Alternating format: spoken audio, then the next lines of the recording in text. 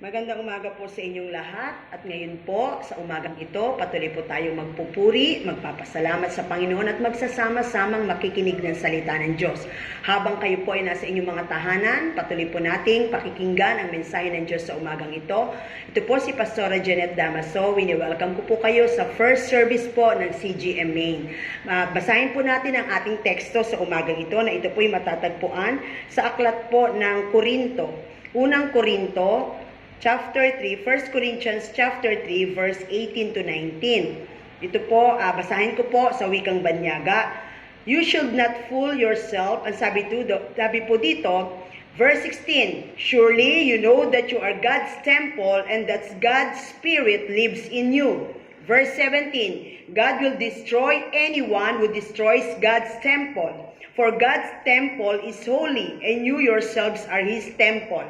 Ang sabi po sa wikang Tagalog, verse 16, hindi ba ninyo alam na kayo'y templo ng Diyos at naninirahan sa inyo ang kanyang espiritu? Parurusahan ng Diyos ang magwasak ng templo niya sapagkat banal ang templo ng Diyos at kayo ang templong iyan. Lagi pong pinagpapala ng Diyos ang kanyang mga salita. Sandali po tayo humuko, tayo po ay manalangin. Lagi ka naming pinupurit, pinasasalamatan, Panginoon. Sapagkat ikaw ang Diyos na lagi po naming kasama. Sa tuwing kami, Panginoon, nag-aaral na yung mga salita, naniniwala po kami, ikaw ang Diyos na lagi pong nakatunghay sa amin. Sa umagang ito, Panginoon, samahan niyo po kami. Habang ang lingkod mo ay ginagamit mo upang ipangaral yung mga salita, samahan mo rin po, Panginoon, ang aking mga kapatid na nasa kanilang mga tahanan at sa oras na ito ay makikinig ng mga salita mo. Pagpalain mo po, Panginoon, ang bawat sa amin, buksan mo ang aming puso't kaisipan upang ang mga salita mong makapangyarihan ay minsan pa, Panginoon, ay magministeryo sa puso ng bawat isa. Maaring kami magkakahiwalay sa pisikal, pero ang salita mo ay makapangyarihan. Hindi siya pwedeng hadlangan ng space, hindi siya pwedeng hadlangan ng sitwasyon, hindi siya pwedeng hadlangan ng sinuman. Ang Espiritu Santo mo ay nasa lahat ng dako at kayang humipo sa puso ng bawat nakikinig ng salita mo, Father God. Marami pong salamat, samahan niyo po kami at salamat po sa tagumpay na laging nakalaan sa mga taong nagtitiwala sa iyo, Panginoon. Sa iyo ang papuri, sa iyo ang pasasalamat, sa pangalan ng Ama, ng Anak at ng Espiritu Santo. Amen. Magandang umaga po. Sa umagang ito, pag-aaralan po natin ay ang patungkol po sa iglesia po ng Panginoon. Kung paano ang team po natin sa month of May ay making Jesus famous sa pamamagitan po ng kanyang iglesia. So sabi po dito sa ating binasa na sa 1 Corinthians 3:16 to 17, do you not know that you are God's temple and that God's Spirit dwells in you? Verse 17, if anyone destroys God's temple, God will destroy him. For God's temple is holy and you are that temple.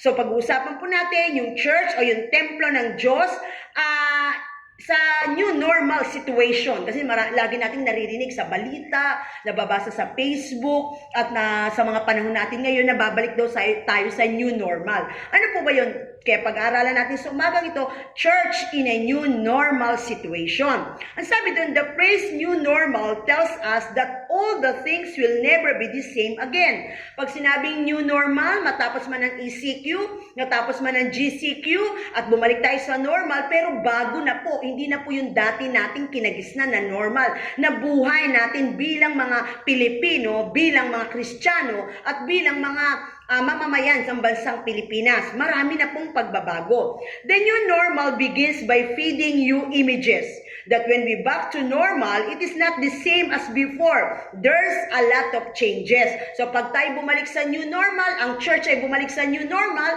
hindi na po, marami na pong pagbabago. At yun po ay iisa-isahin natin at ano po yung dapat gawing adjustment ng church bilang templo ng Diyos, at tayo spiritually bilang templo ng Panginoon. So in the new normal world, they are not required to tell us how long we're stuck in our house. Diba?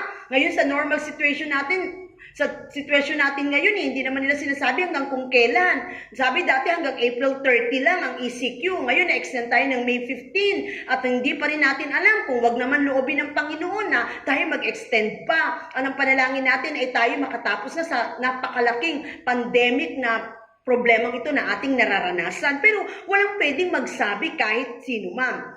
What we have before is churches that are packed to full capacity and worship that rings all the way to heaven. O di ba dati, kapag sinabing churches, naku, punong-puno ng pagpupuri, punong-puno talaga ng pagsamba sa Diyos, maraming taong pumapasok sa simbahan, at talaga yung awitan natin, walang katapusan na tunay ngang nakakamiss, di ba? Namimiss na natin yung magsama-sama po tayo. A regular Bible study, meron tayong mga pinupuntahan mga home cells sa bawat bahay, sa bawat araw, meron tayong schedule, nagkikita-kita tayo, nagsasama-sama, may midweek services tayo. Bagamat ngayon nakakapakinig tayo ng salita ng Diyos, pero hindi tayo physically nagkikita-kita. Kaya doon natin makikita na talagang ang laki ng pinagbago. Yung ating midweek services, Sunday services, tulad ngayon, dapat nasa church tayo, nagkikita, nagsasama-sama. Pero dahil sa sitwasyon natin ngayon, normal na nakakapakinig tayo ng salita ng Diyos, pero hindi na ganun yung katulad ng dati nating sitwasyon. Sabi doon, but now no more religious gatherings. In new normal, we will miss all the church gatherings. We have fellowship. Diba? Sa new normal situation ng church, may fellowship pa din, pero sa live streaming na lang. Okay, bonding, di ba? Sa dati kasing church natin, may fellowship talaga. Makikita mo physically. Di ba? May bonding, may kainan, may sabay pang magtanghalian, lalabas, pupunta sa SM. Nakakamiss po yung mga ganun sitwasyon. Praise and worship, yung talagang tayo napapagod, pinapawisan, kasisigaw, pinapawisan, kaawit sa Panginoon at talagang ramdam po natin yung tunay yung pagpupurit, yung presensya ng Diyos, di ba? Nandun yung beso-beso. Pero siguro pag bumalik na sa new normal, makakapunta na tayo sa church, loobin ng Panginoon at bumalik tayo sa ganung sitwasyon, pero hindi na. Maring bawal na yung beso-beso, bawal na yung shake hands, at kung tayo magkakatabi, meron distansya sa bawat isa. Kaya nga maninibago po tayo, pero kailangan nating mag-adjust, di ba? Sabi doon, no more beso-beso, hugs and kisses, shake hands, visitations, o di ba, medyo magiging limitado na. Eating together before we eat at our favorite restaurant anytime we want. But now, no more. Di ba? Dati pagkatapos ng fellowship, halika kain tayo sa SM. Halika, sabay-sabay tayo kain doon sa likuran. Di po ba? Marami pong bagay na ipagbabago ang pagbalik natin sa new normal situation ng church natin.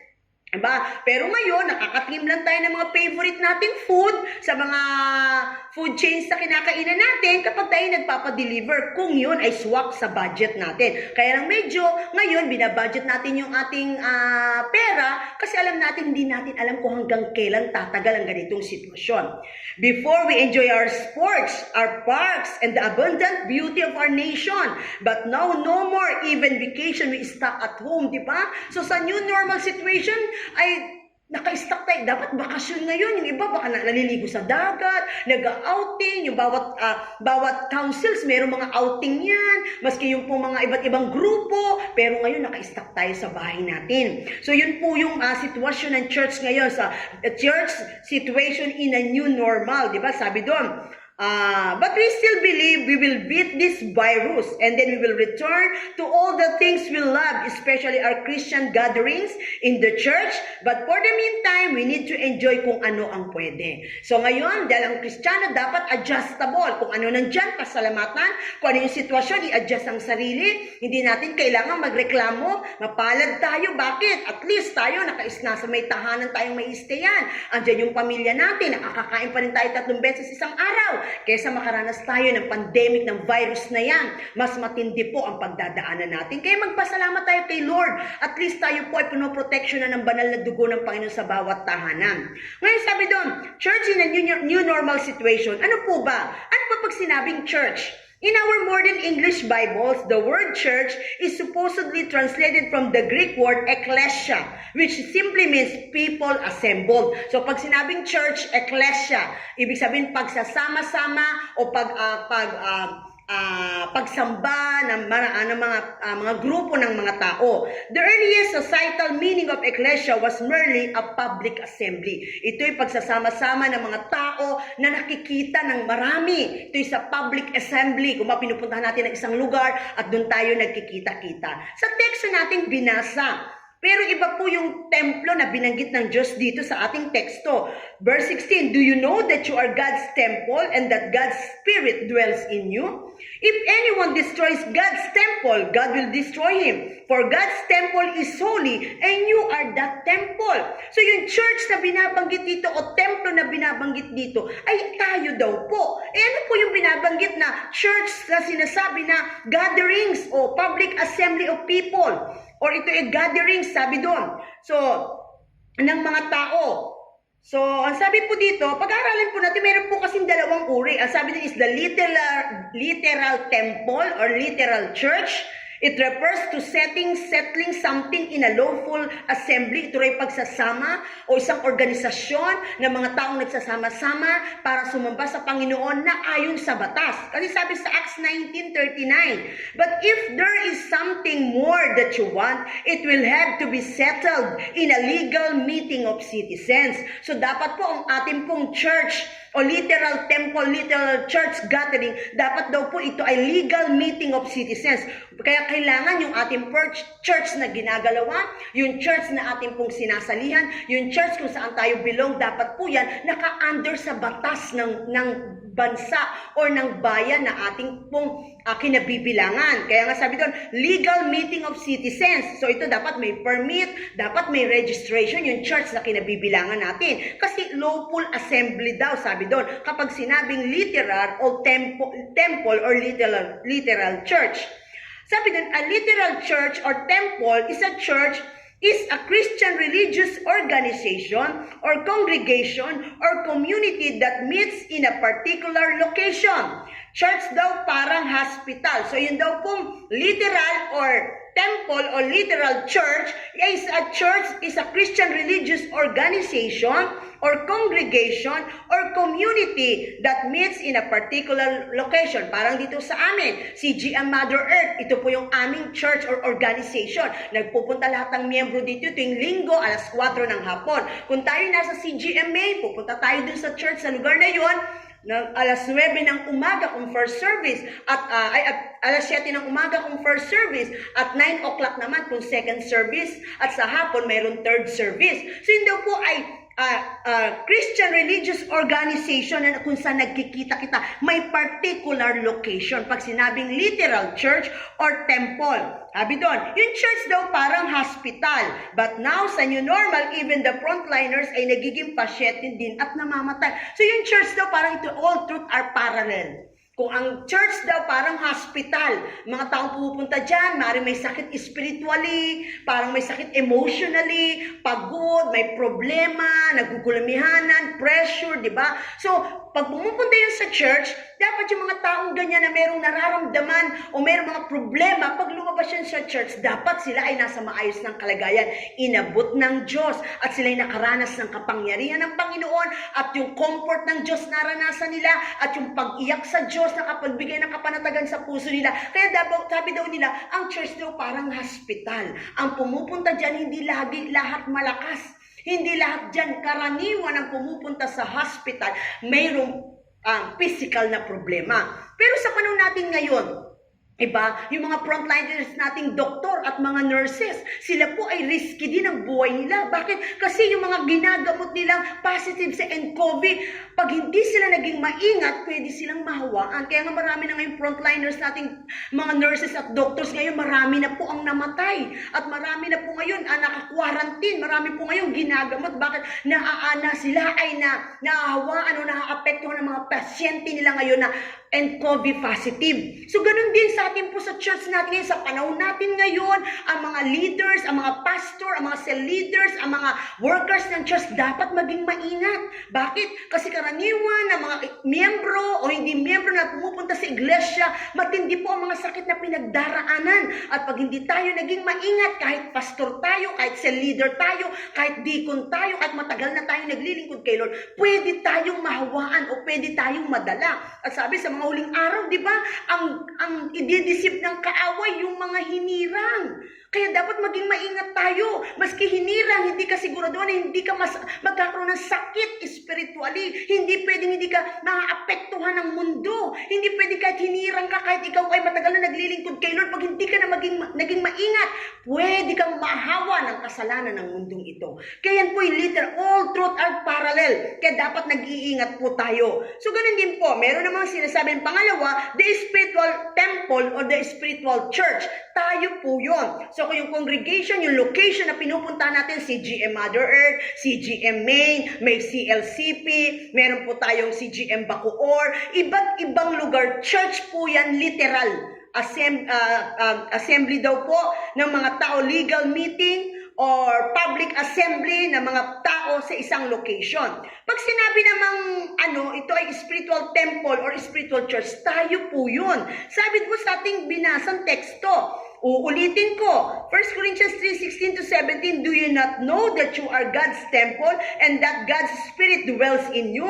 If anyone destroys God's temple, God will destroy him. For God's temple is holy and you are that temple. So kung may literal temple, may spiritual temple. At tayo po yung templo na tinutukoy ng Panginoon. According to the teaching of Jesus Himself in the Gospel, the church is comprised of those who have believed in and received Jesus and His teachings. Sabi po ni Apostol, ni Jesus sa kanyang teaching sa Gospels na ang church daw ay yung mga taong tumanggap at nanampalataya sa Panginoong Jesus. Kaya doon, among other things, that this means those who trusted in Jesus' sacrifice as a ransom, as a redemption from sin. Ito raw yung mga nanampalataya na si Jesus ay namatay sa krus ng Kalbaryo at binayaran ang lahat ng ating kasalanan, tinanggap si Jesus bilang tagapagligtas. Kaya naging church temple tayo o spiritual temple. Sapat ang Espiritu ng Diyos yung tinanggap mo, si Jesus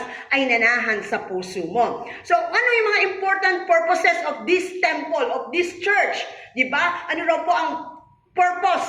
Bakit po mga important purposes this temple? Literal temple or spiritual temple? Ano po ba? Unang-una, worship. So, ang purposes, the two important purposes of this temple or this church is worship. Sabi doon, sa literal temple, nagsasama-sama tayo para magpuri kay Lord. May song leader, may backup, may musician, may mga kumakanta, may mga sumasayaw. That's worship. Sabi doon, in literal temple, di ba?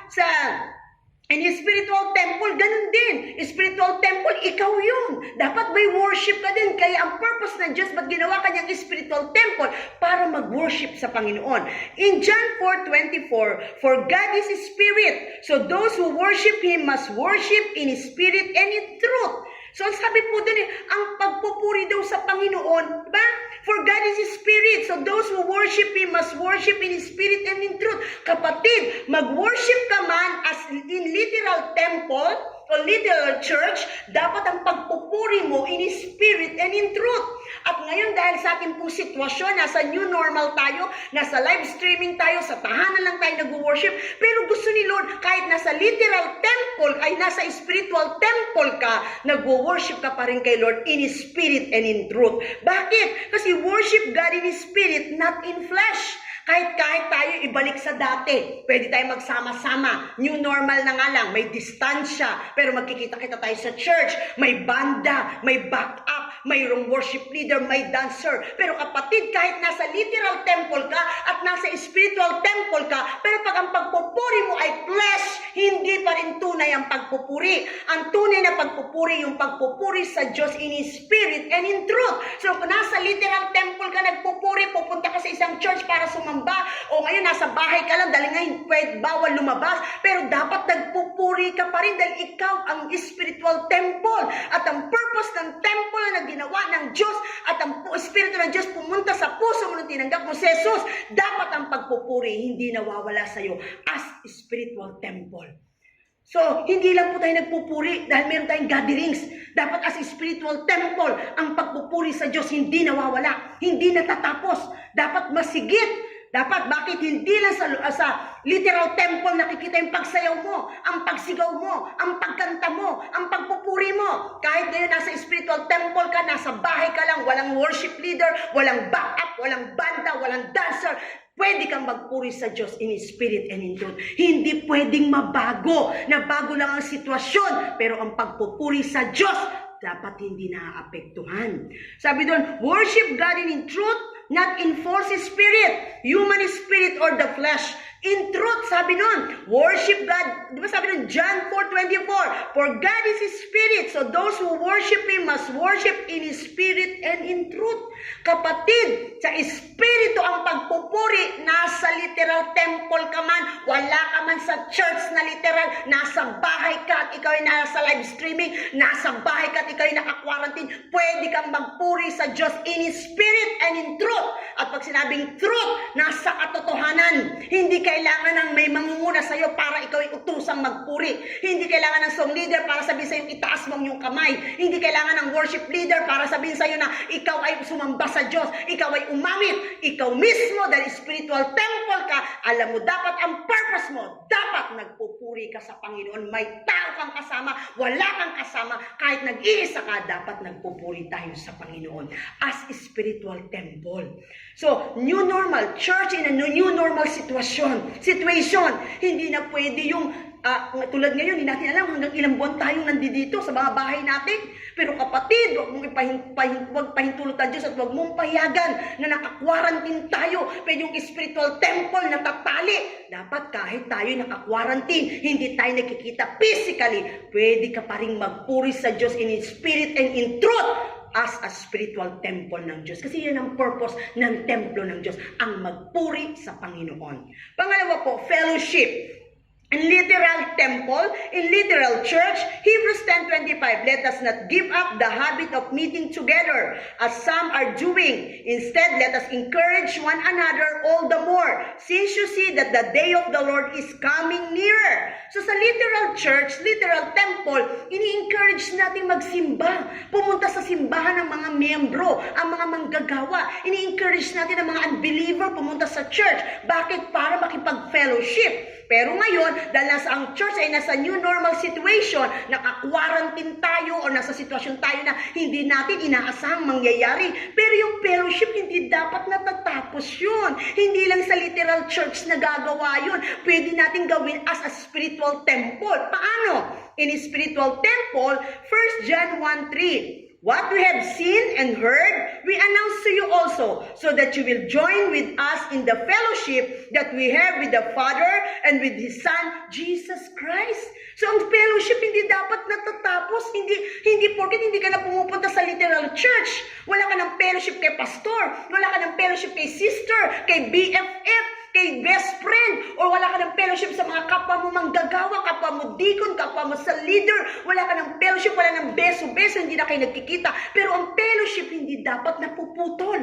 Kung sa literal na putol, ang fellowship natin dapat as spiritual temple, yung fellowship mo sa Father, fellowship mo sa Son, fellowship mo sa Spirit, hindi dapat napuputol. Araw-araw naghihintay ang Diyos na maka-fellowship ka. Araw-araw naghihintay ang Diyos. Hindi lang tayo may fellowship kapag tayo pupunta sa isang lugar. Kapatid, sa kwarto mo, pwedeng may fellowship with the Father, Son, and the Holy Spirit as a spiritual temple. Dapat may fellowship tayo. Bakit sabi na ulitin ko, what we have seen and heard, we announce to you also, so that you will join with us in the fellowship that we have with the Father and with His Son, Jesus Christ. Kaya kapatid, ang purpose mo bilang templo ng Diyos, literal temple, ginaganap ang worship, ginaganap ang fellowship. Pero dahil sa sitwasyon natin ngayon, naka-quarantine tayo, hindi tayo nagkikita, as a spiritual temple, dapat ang worship hindi pa rin nawawala. Dapat ang fellowship with the Father, Son, and the Holy Spirit hindi pa rin nawawala. Dapat tuloy pa din yun. Nawala lang ang literal temple, pero as spiritual temple, dapat hindi napuputol ang purpose ng Diyos. Kaya kanya ginawang templo. Sabi po ng Biblia, kaya sabi doon nag-expect si Lord, sabi niya, basahin po natin uli yung ating teksto. Diba? Sabi po doon, do you not know that you are God's temple and that God's Spirit dwells in you? So wala ka man sa literal temple, yung Spirit nakadwell sa iyo, kasama mo. If anyone destroy God's temple, God will destroy him, for God's temple is holy, and you are the temple. Kaya kailangan nag-iingat tayo. Hindi masama, hindi natin inaano na, hindi tayo nagsasama-sama dahil sinusunod natin ang batas. No! Kailangan nating kailangan nating sumunod sa batas ng mundo. Kailangan nating ingatan ang templo ng Diyos. Kaya tayo nag-wear ng face mask. Kaya tayo nag-i-stay at home. Di ba? Nananampalataya tayo ang Diyos nag-iingat sa atin. Pero bakit sinasara mo mga pinto at gate ng bahay mo? May bahagi ka para ingatan ang sarili mo kung paano iniingatan ka ng Diyos. Bakit kailangan mo ang Diyos ang nag-iingat sa iyo? Pero bakit kailangan naka-helmet ka pag sumakay ka sa motor? Bakit kailangan mabagal ang pagpapatakbo mo? Dapat kailangan maingat ka sapagkat naniniwala ka na ang templo ng Diyos, iingatan ng Diyos kung paano iniingatan mo. May bahagi ka. Naniniwala tayo ang Diyos na nag-iingat sa atin. Pero bakit tayo gumagawa ng mga bagay sa mundong ito na kailangan may bahagi tayo bilang pag-iingat? So in conclusion, sabi po dito, kung magawa natin yung fellowship, yung worship and fellowship bilang spiritual temple ng Diyos, bagamat nahadlangan ng literal temple, sabi doon, then the three purposes will follow. So yung dalawang purposes, pag nagawa natin yan, yung three purposes bilang templo ng Diyos, ay susunod na lang. Ano yung these three purposes will follow? Matthew 16:24, then Jesus said to his disciples, whoever wants to be my disciple must deny themselves and take up their cross and follow me. So kapag na-deny mo na yung sarili mo, na-carry mo na yung cross mo, then susunod ka sa Diyos para sabi doon, then follow me to be my disciples. So, kailangan mahalaga bilang templo. Una, worship. And yung worship mo is in spirit and in truth kay Lord lang. Yung fellowship mo sa Father, Son, and the Holy Spirit. At susunod na pag nagawa mo yan dalawa, hindi madali yan. Deny yourselves. Yung gigising ka, aawit ka, may oras ng pananalangin, mananalangin ka, kahit na mayroon kang gagawin, may nararamdaman ka, kahit pagod ka or may mga sitwasyon. Pero kailangan deny yourself. Carry your cross. Yung namimiss mo lumabas, namimiss mo yung mga kapatiran, namimiss mo yung mga bagay na ginagawa natin dati. Carry your cross, then follow me. Susunod yung tatlong purpose ng templo: discipleship, ministry, and mission. So dun po, kaya po, yung 5 purposes ng church, yung dalawa muna po ang mahalaga, yung fellowship and worship. Bakit? Bago ka maging discipleship. Deny yourself, carry your cross. Hindi ka pwedeng maging disciple kapag hindi mo kayang patayin ang sarili mo at hindi mo kayang i-carry ang mga cross na nilalagay sa iyo sa buhay mo bilang Kristiyano. And Matthew 16:18, and I tell you, you are Peter, and on this rock I will build my church, and the gates of hell shall not prevail against it. But gusto ng Diyos mayroong fellowship and worship para tayo maging mas successful na disciple, at tayo maging successful sa ministry, at tayo maging successful sa mission, sapagkat mas maganda unahin ang king bago ang kingdom. Dahil sabi ng Diyos, kapag si Lord, sabi doon, and I tell you, Peter, on this rock I will build my church, and the gates of hell shall not prevail against it. Kapag ang Diyos ang ating inuuna sa buhay natin, yung fellowship and worship as spiritual temple, hindi pwedeng gumawa ang kaaway sa buhay natin. Tayo yung mananagumpay. Dahil tayo iglesia ng Diyos, making Jesus famous sa buhay natin. Unahin muna natin yung fellowship at yung worship sa Panginoon para si Jesus ay makita sa buhay natin as church. Okay? Tayo po'y manalangin. Panginoon, sa umaga ito, pinasasalamatan ka namin. Sapagkat ikaw ang Diyos na nagpapaalala sa amin. Ang literal temple, Lord God, hindi na po nakikita. Hindi na po napupuntahan. Niniwanan na po namin. Sapagkat may mga sitwasyon na kailangan kaming sumunod. Naka-quarantine kami, Panginoon. Pero Lord, as a spiritual temple, hindi pwedeng hadlangan ng quarantine. Hindi pwedeng hadlangan ng coronavirus. Yung fellowship namin sa Father, Son, and the Holy Spirit. Hindi pwedeng hadlangan ng coronavirus, ng quarantine, ng sitwasyon namin ngayon, yung aming pong worship sa iyo, Panginoon. As a spiritual temple, nag-e-expect ka sa amin, Panginoon. Yung worship namin everyday, yung fellowship namin sa iyo everyday, Panginoon, napakahalaga po niyan. At ngayon, makikita yung lalim ng relasyon namin sa iyo. Dahil wala kami pwedeng sandalan. Hindi kami nakikita ng pastor namin, ng leader namin. Hindi kami nakikita ng mga kapatiran. Ikaw lamang nakakakita sa amin. Kung yung aming fellowship and worship sa iyo ay regular namin ginagawa bilang may relasyon kami sa iyo bilang Diyos namin. Kaya Lord, lagay mo po sa puso namin Pwedeng sirain, pwedeng hadlangan ni Satanas ang pagpunta sa iglesia, pero hindi niya pwedeng hadlangan ang pagpunta namin sa presensya mo. Hindi niya pwedeng hadlangan yung pagpupuri namin sa iyo. Hindi niya pwedeng hadlangan yung pakikipag-fellowship namin sa iyo as a spiritual temple. Lagay mo yan sa puso namin, Panginoon, na mahalaga po yan sa amin upang kami maging matatag, upang kami magtagumpay sa problema, sitwasyon na aming pinagdaraanan. As a spiritual temple, nag-e-expect ka sa amin, Lord. Hindi ako nag-e-expect sa amin. Lalaban kami spiritually sapagkat makapangyarihan ng Diyos na kasama namin kaysa sa ginagawa ni Satanas sa mundong ito. At magtatagumpay lang kami kung as a spiritual temple, nandun, Panginoon, yung regular worship and fellowship namin sa iyo, Panginoon. Lord, salamat po. Salamat. Pagkat hindi ka nalilimitahan ng lugar at ang space, sa kwarto namin, pwede ka naming maranasan. Sa kwarto namin, Lord, pwede naming makasama ang Espiritu. Sa kwarto namin, Lord, pwede ka naming purihin. Sa kwarto namin, pwede ka naming maranasan. At naniniwala kami, ikaw, Panginoon, ang Diyos na humahanap ng mga taong sasamba sa iyo sa Espiritu at katotohanan. Marami pong salamat. Pagpalain mo po, Panginoon, ang bawat nanonood, ang bawat nasa kanya-kanyang tahanan. Tulungan mo kami, Lord God, na patatagin ang aming spiritual life. Tulungan mo kaming ingatan ng templo na pinagkatiwala mo sa amin, ang aming katawan, Panginoon, as a spiritual temple. Patuloy naming ingatan yung spiritual relationship namin sa iyo na napakahalaga, Panginoon. Salamat po, Ama, at sa oras na ito, Panginoon, pagpalain mo, Panginoon, ang communion emblem na nasa aming harapan, ang mga simbolo ng iyong katawan at yung banal na dugo, maging pagpapala sa bawat tatanggap sa pangalan ni Jesus. Amen. Amen. So magandang umaga po, at ngayon po, tayo po ay dadako sa ating pong communion. Sige po. Kunin nyo na po ang katas ng ubas na simbolo ng katawan ng dugo ng Panginoon Yesus at ang tinapay na walang lebadura na simbolo po ng kanyang katawan. At paalala po sa mga magulang na nasa kanilang mga tahanan, huwag niyo pong bibigyan ng inyong mga anak, huwag hayaang mag-take ng communion na wala pa po sa sapat na gulang. At huwag niyo pong hayaan na yung tinapay, simbolo ng katawan ng Panginoon at simbolo ng kanyang banal na dugo, ay paglaruan ng yung mga anak o kainin nang hindi pa po natatapos ang ating pong seremonya. Yan po yung paalala po sa mga magulang.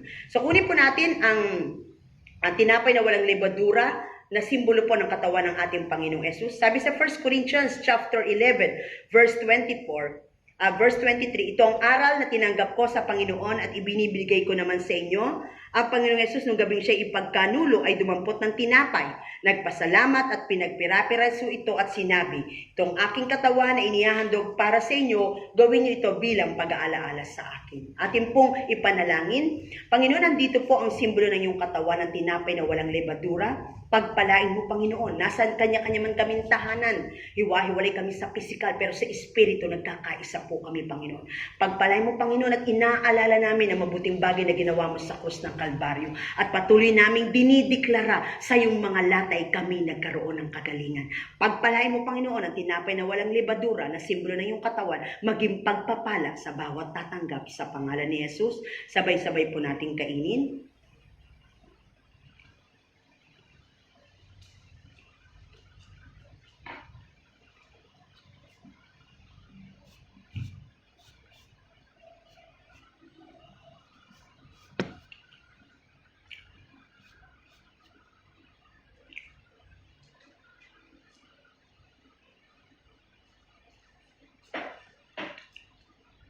Itaas po natin ang kopa na mayroon pong katas ng ubas na simbolo po ng banal na dugo ng Panginoon Yesus.